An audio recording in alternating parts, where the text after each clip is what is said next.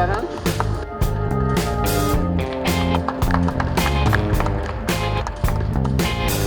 Ms. Sanskriti Davle, founder of Tinkerbell Labs, is receiving the award. Congratulations, Sanskriti. Empathy Design Labs Limited for creating an IoT-based wearable.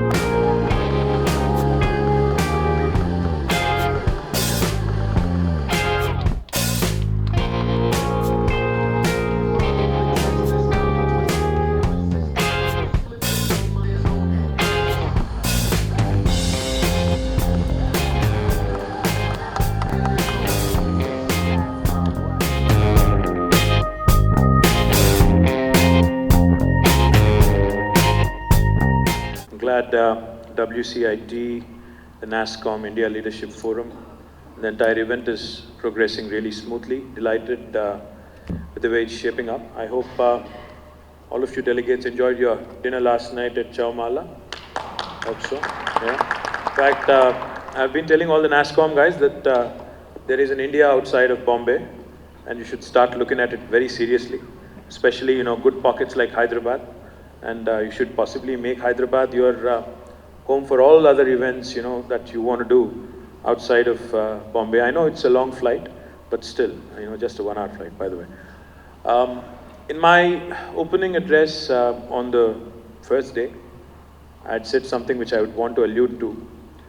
Honorable Chief Minister of Telangana is always reminding us in the government, myself, Jayesh, of course, our friend, philosopher and guide, Mr. Mohan Reddy, to all the industry champions here, that in an emerging country like India, in a developing country like India, any kind of technology that we talk about, we could be talking about Hyperloop, we could be talking about geospatial technologies, we could be talking about AI, we could be talking about robotics, we could be talking about data sciences. A lot of cool things to talk about, a lot of cool things to look forward to. A lot of emerging technologies which are extremely nascent in their early infancy, but which really have a huge potential to change the world.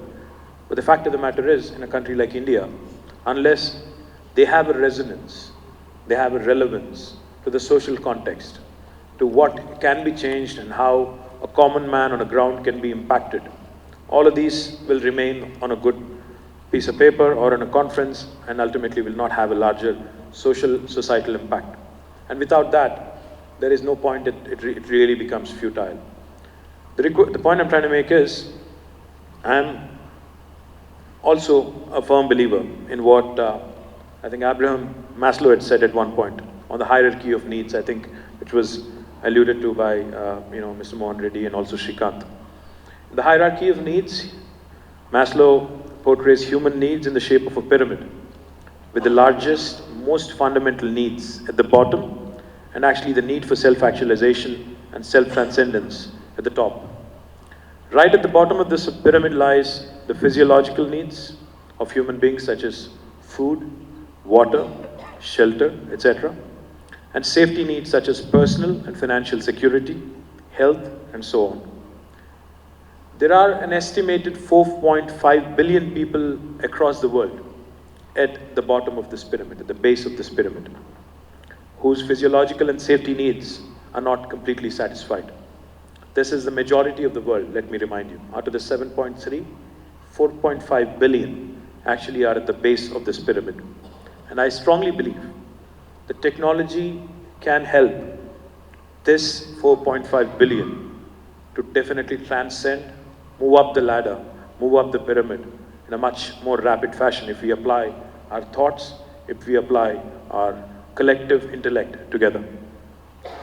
There are numerous challenges in doing so, that in ensuring that the bottom of this pyramid needs are met, and technology, as I have pointed out, can revolutionize or can help in ensuring that these needs are met. Let me give you an example though. In the fight against food scarcity and undernourishment, researchers in Finland, this might sound a little odd, completely, they might even throw you off the chair that you're sitting on. Researchers in Finland have discovered that you could create food from electricity. I don't know how many of you are aware of this. I wasn't till somebody pointed it out. They have created a machine that runs on renewable energy to produce nutritious single-cell proteins. The system is deployable in a variety of environments, hostile to traditional agriculture, and future iterations might actually be able to produce food anywhere. We have our soldiers, Indian soldiers, guarding our frontiers in Siachen, in those really hostile environments. We could have, this technology deploy there, and we could have them raise, the kind of food they want right there. Or we could even have the most famine-stricken, drought-prone deserts, or even in space, could leverage this technology and come out with something truly unique. Technologies such as these, coupled with innovations in the energy space, have the potential to erase food scarcity from the face of the planet. Now, this is something that's real. I'm not dreaming, I'm not talking out of thin air, I'm not even imagining, I'm not hallucinating. This is very much a real possibility, and very much within the realm of our thinking, our intellect. But apart from these cutting-edge technologies, very futuristic technologies and futuristic world situations where we can solve all the world problems, I think incremental innovations which are by nature, by definition, more palpable, more understandable, more easy to consume, can also drive a large social impact. And governments, such as the government of Telangana, government of India, can certainly also leverage incremental innovations to solve a few of the problems, few of the challenges that we encounter. For example, in education, in the space of education, which Mr. Mohan Reddy spoke about so very passionately. We in Telangana have started a large school digitization program covering about 3,000 schools. We call this TS Class. Children in the remotest of villages now benefit from the best digital content, ensuring uniform quality of education is provided across the state. This is transmitted through satellite or internet based on individual circumstances of the schools. Now, coupling this with T-Fiber. In fact, many of you may have seen the technology demonstration network that we have set up in the hall next door, the T-Fiber technology demonstration network, where we have brought together 4 villages, which are, I think, an hour away from here. We have connected the homes there, we've connected the primary healthcare center, we've connected the school, we've connected the village panchayat, and I believe by the end of this year, once the 10 million homes in Telangana are completely wired by a 15 Mbps broadband connection, and where all these institutions, the panchayat, the PHC, and also the school are also equipped with 1 Gbps connection, it is going to be a game changer. Because a country like India does not have the luxury to leapfrog. We cannot be called a third world country forever. We do not want to be called a third world country forever. We need to have the aspiration to not leapfrog, but pole vault.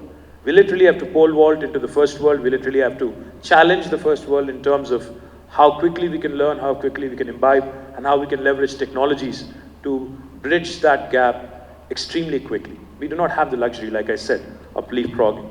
Imagine the possibilities when you have a 1 Gbps connected Gram Panchayat. You can talk about micro-insurance. You can talk about ultra-banking.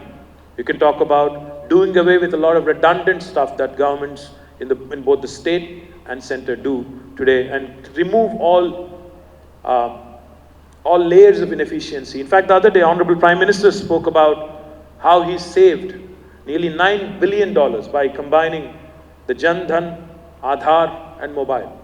It is just the tip of the iceberg.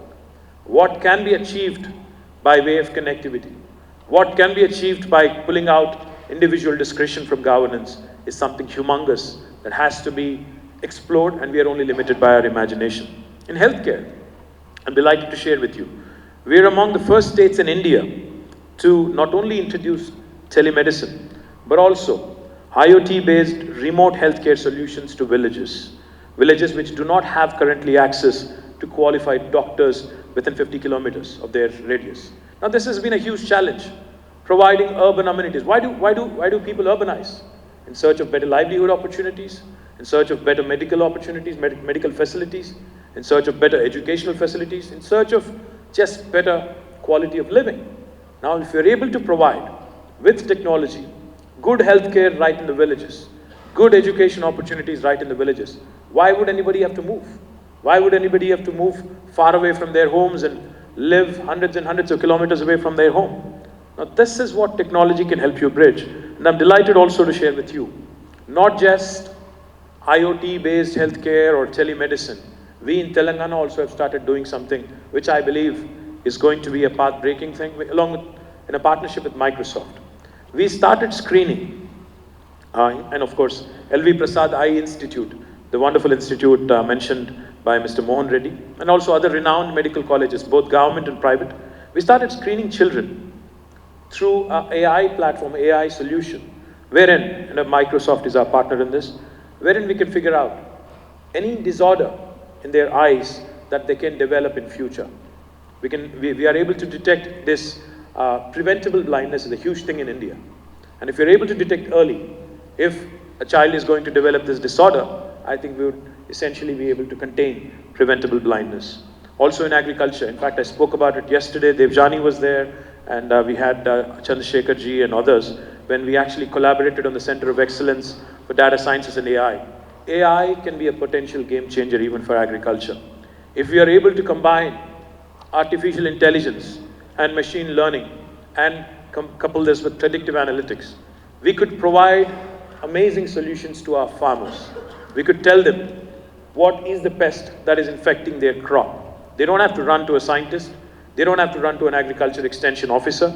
They should be able to leverage technology, take a picture from their smartphone, send it to a specific number or email, and get a solution right then and there within a matter of few seconds. And the results, that incremental innovation in these basic sciences, basic fields, education, health, agriculture, which are extremely important to the context of India, are something that are only truly outstanding. It might sound to you like I'm being extremely unconventional in asking the private sector to look at a business opportunity in this space, in social innovation, rural innovation. The fact of the matter is, social and rural innovation also pays, and pays rich dividends. It has a great return on investment linked to it. I'm not asking you to do charity. That's the last thing I would want private sector to do. Of course, I want you to do CSR and do a bunch of other things and work with my government pro bono on all the things that you want to do. I would want to be the pilot, and Telangana can help you, as long as you're not charging me a dime. But I would also appeal to you and urge you to look at the possibility of investing in these two sectors, because they also pay you well, and they're also going to get you rich dividends, and it's a huge business opportunity as well. Because as long as you're able to find the right technology and the right fit, it is going to really pay you off. I'm sure not just the government of Telangana, but governments across the world would lap it up, would love to get these technologies, and would love to really make sure that their citizens get those huge value adds from these incremental innovations that we're talking about. I'd like to conclude by saying that technology has a potential to make significant social impact, as we have seen numerous times in the past, and I believe that it will continue to do so. But lastly, I would say this.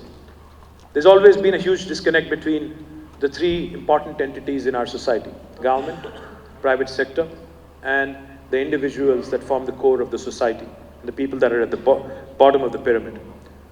The one thing I believe in strongly is that a lot of people tell me when they deal with government of Telangana that we actually think like a corporate, we actually work like a private sector, which we do, and we take pride in that.